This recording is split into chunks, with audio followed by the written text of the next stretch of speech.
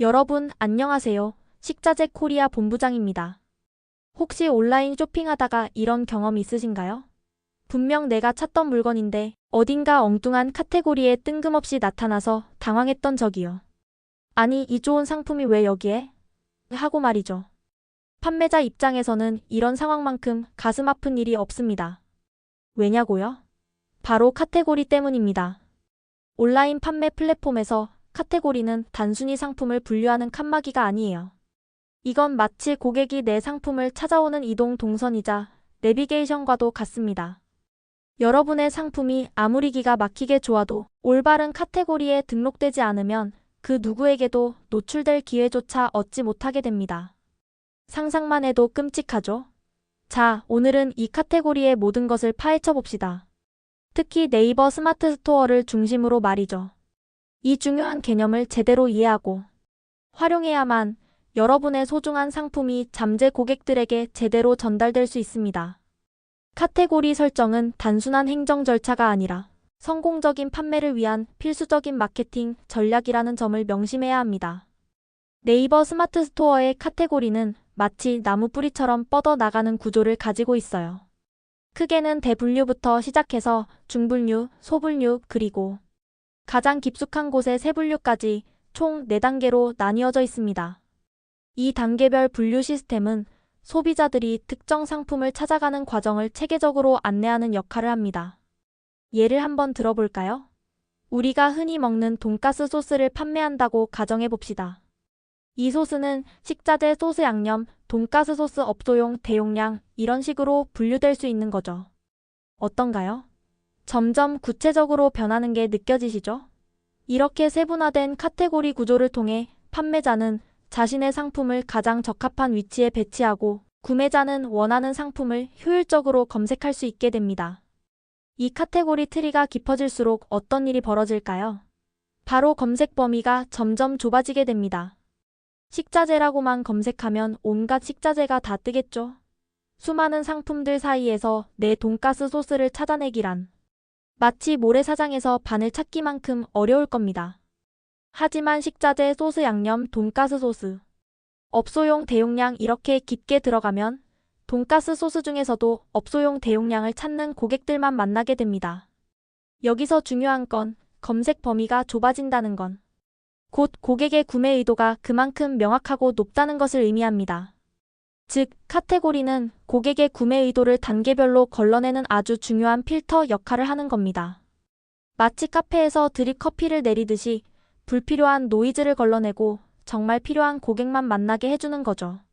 이러한 필터링 과정을 통해 판매자는 불필요한 노출 비용을 줄이고 구매 전환율을 극대화할 수 있습니다. 정말 신기하고 효율적인 시스템이라고 할 수 있죠. 조금 더 자세히 설명해 드릴게요. 가장 큰 줄기인 상위 카테고리, 즉 대분류일수록 방문자는 당연히 많습니다. 예를 들어 식자재 카테고리에는 정말 많은 사람들이 들어오겠죠. 단순히 어떤 식자재가 있는지 구경하거나 전반적인 시장 동향을 파악하려는 사람들도 있을 겁니다. 하지만 이 많은 사람들 중에서 내 돈가스 소스를 살 사람이 얼마나 될까요? 생각보다 많지 않을 겁니다. 그들은 아직 구매 의도가 명확하지 않거나 다른 종류의 식자재를 찾고 있을 수도 있기 때문이죠. 그래서 상위 카테고리는 노출은 많지만 실제 구매로 이어지는 전환율은 낮을 수밖에 없어요. 반대로 가장 세분화된 하위 카테고리로 갈수록 방문자 수는 적어집니다. 업소용 대용량, 돈가스 소스를 검색하는 사람이 식자재를 검색하는 사람보다 훨씬 적겠죠. 하지만 이렇게 구체적인 카테고리까지 찾아 들어온 사람들은 어떤 사람들일까? 바로 당장 돈가스 소스를 구매할 확률이 매우 높은 그야말로 준비된 구매자인 겁니다. 이들은 이미 어떤 종류의 소스가 필요한지, 용량은 어느 정도여야 하는지 등을 명확히 정하고 검색을 시작한 경우가 대부분입니다. 따라서 하위 카테고리는 방문자는 적을지라도 구매 확률, 즉 전환율은 엄청나게 높아지는 마법이 일어납니다. 이러한 특성을 이해하고 카테고리를 설정하는 것이 매출 증대의 핵심입니다. 그럼 여기서 핵심을 요약해 볼까요? 첫째, 카테고리는 검색 노출의 핵심 구조라는 점. 내 상품이 고객에게 발견되려면 올바른 카테고리에 꽂혀 있어야 합니다. 이는 온라인 비즈니스 성공의 가장 기본적인 전제 조건이라고 할 수 있습니다. 둘째, 대분류는 최대한 많은 사람들에게 내 상품을 노출시키는 데 초점을 두지만 소분류는 실제로 상품을 구매하게 만드는 전환율에 초점을 둬야 한다는 점을 기억하세요. 이 두 가지 목표를 균형 있게 추구하는 것이 중요합니다. 셋째, 그리고 가장 중요합니다. 잘못된 카테고리 설정은 아무리 좋은 상품이라도 시장에서 완전히 사라짐을 의미합니다. 고객들이 아무리 검색해도 내 상품을 찾을 수 없다면 그 상품은 존재하지 않는 것과 다름없습니다. 이건 정말 중요해요. 만약 잘 팔리던 상품이 갑자기 판매가 저조하다면 혹시 카테고리를 잘못 설정한 건 아닌지 꼭 한번 확인해 보세요. 때로는 사소해 보이는 카테고리 오류가 매출에 치명적인 영향을 미치기도 합니다. 자, 그럼 이제 실전 팁을 알려드릴게요. 머릿속으로만 생각하지 마시고 바로 실행에 옮겨보세요. 첫 번째 팁은 경쟁사 벤치마킹입니다. 여러분의 상품과 유사한 그리고 네이버 쇼핑 검색 결과 상위에 노출되어 있는 경쟁사 상품들을 꼼꼼히 살펴보세요. 그 상품들이 어떤 카테고리에 등록되어 있는지 꼭 확인하세요. 그들이 선택한 카테고리는 분명 오랜 경험과 데이터 분석을 통해 가장 효율적이라고 판단된 길일 겁니다. 이미 검증된 길을 따라가는 것이 시행착오를 줄이고 가장 빠르고 안전하게 성공으로 가는 길이에요.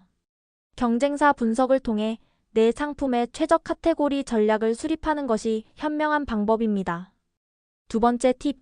같은 상품이라도 여러 카테고리에 등록될 수 있다는 사실을 아시나요? 예를 들어 어떤 양념은 식자재 양념 소스에도 속할 수 있지만 식자재 조미료 소금에도 속할 수 있습니다. 혹은 특정 식자재가 가정용과 업소용으로 동시에 판매될 수도 있습니다.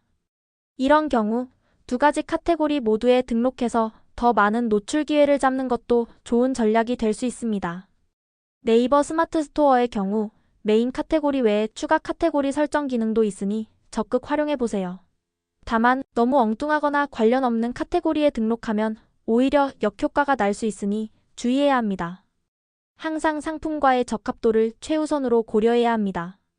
관련성이 떨어지는 카테고리에 등록할 경우 고객들이 검색 시 혼란을 겪을 수 있고 플랫폼 자체에서도 상품의 신뢰도를 낮게 평가할 수 있습니다.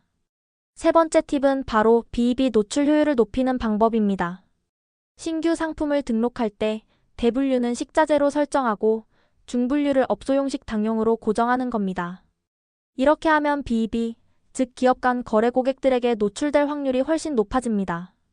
대량 구매를 원하는 식당이나 업소 사장님들은 주로 이런 키워드를 검색하기 때문이죠.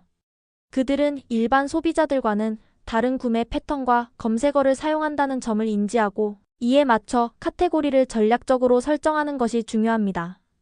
똑똑하게 카테고리를 활용하면 숨어있는 대량 구매 고객들을 효율적으로 만나고 안정적인 매출을 확보할 수 있어요.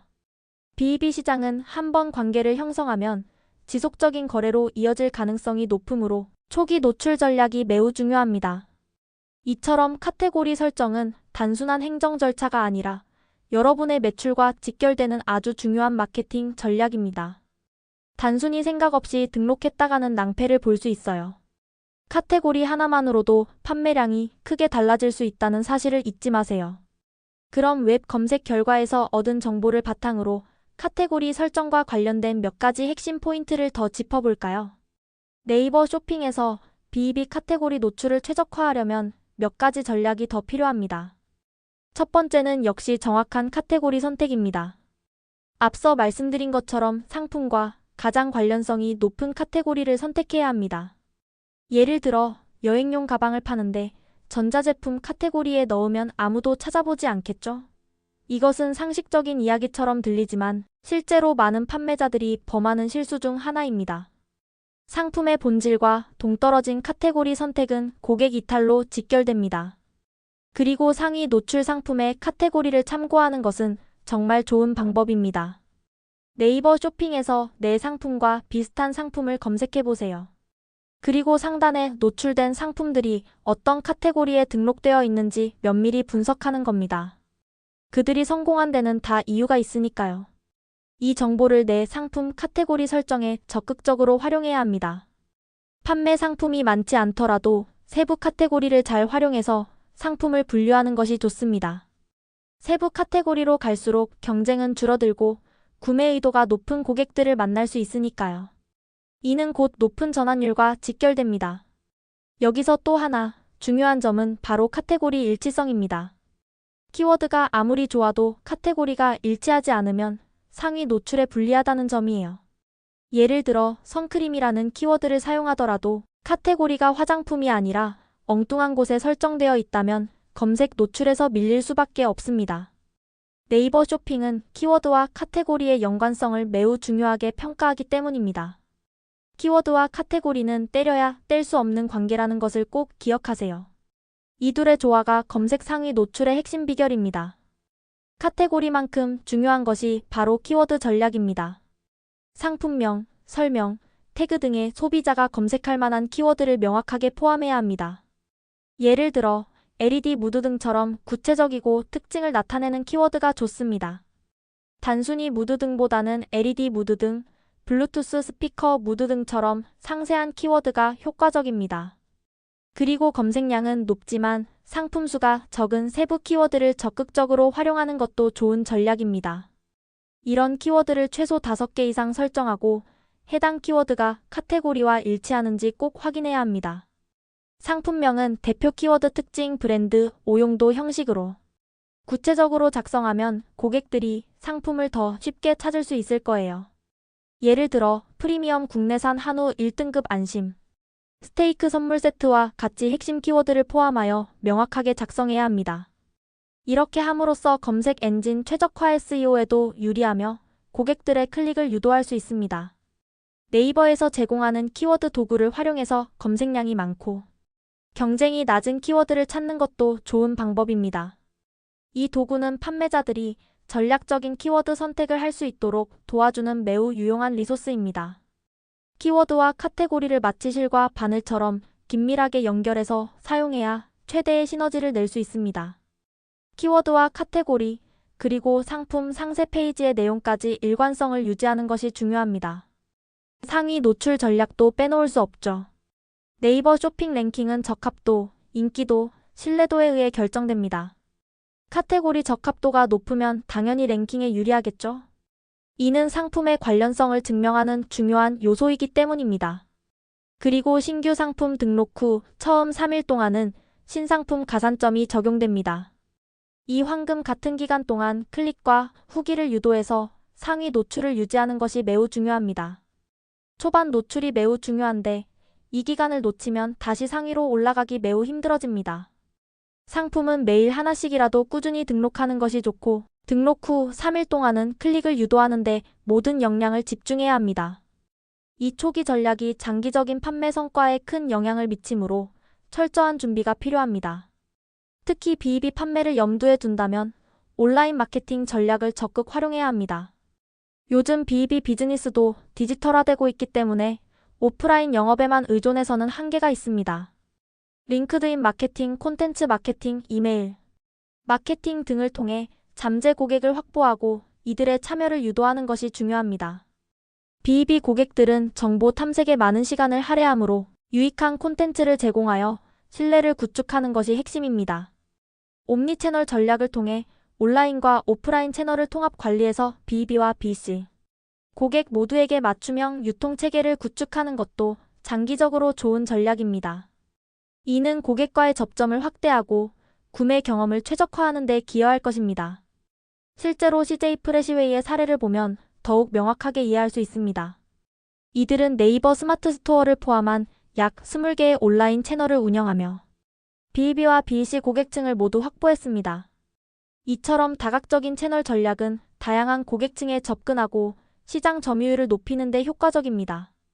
CJ 프레시웨이는 단순히 상품을 나열하는 것을 넘어 구매 데이터를 기반으로 고객 맞춤형 추천 시스템을 강화해서 고객 만족도와 재구매율을 높였습니다. 데이터 분석을 통해 고객의 니즈를 정확히 파악하고 이에 맞는 상품과 서비스를 제공하는 것이죠. 자체 플랫폼인 프레시엔을 통해 외식업자 전용으로 주문, 결제, 배송을 통합 관리하고 데이터 기반 구매 패턴 분석까지 지원하고 있습니다. 이는 B2B 고객들에게 편리하고 효율적인 구매 경험을 제공함으로써 충성도를 높이는 전략입니다. BEC 채널에서는 냉동과일, 어린이 간식류 같은 간편식 수요가 높고 B2B 채널에서는 피자, 치즈, 닭다리살 같은 조리용 식자재 수요가 높다는 점을 정확히 파악하고 카테고리와 키워드를 적절히 활용한 거죠. 정말 스마트하고 성공적인 사례라고 할 수 있습니다. 이처럼 철저한 시장 분석과 전략적인 카테고리 및 키워드 활용이 성공적인 판매의 핵심입니다. 마지막으로 몇 가지 주의사항을 알려드릴게요. 카테고리 매칭이 정확하지 않으면 네이버 쇼핑 상단 노출이 어려울 수 있다는 점 다시 한번 강조합니다. 이는 상품의 검색 가시성에 직접적인 영향을 미치므로 절대 소홀히 해서는 안 됩니다. 그리고 신규 주문 처리 지연, 배송 지연, 반품 지연 등이 오래되면 페널티를 받을 수 있으니 고객과의 약속은 신속하게 지켜야 합니다.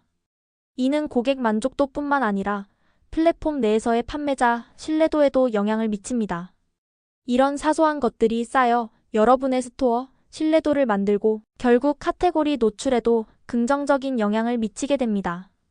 신뢰도 높은 판매자는 플랫폼으로부터 더 많은 기회를 얻을 수 있다는 점을 기억하세요. 어떠신가요? 카테고리가 이렇게나 중요한 전략적 요소였다니 놀랍지 않나요? 단순한 분류를 넘어 고객의 구매 여정을 안내하고 판매자의 매출을 좌우하는 핵심적인 역할을 합니다. 오늘 제가 알려드린 정보들을 잘 활용해서 여러분의 스마트 스토어가 떡상하는 데 큰 도움이 되기를 바랍니다. 카테고리는 단순한 분류가 아니라 성공적인 온라인 판매를 위한 가장 강력한 무기라는 것을 잊지 마세요. 지금 당장 여러분의 상품 카테고리를 점검하고 필요한 부분을 수정하여 최적화하시길 강력히 권해드립니다. 다음 영상에서는 더 유익하고 실질적인 정보로 찾아오겠습니다. 그때까지 모두 파이팅!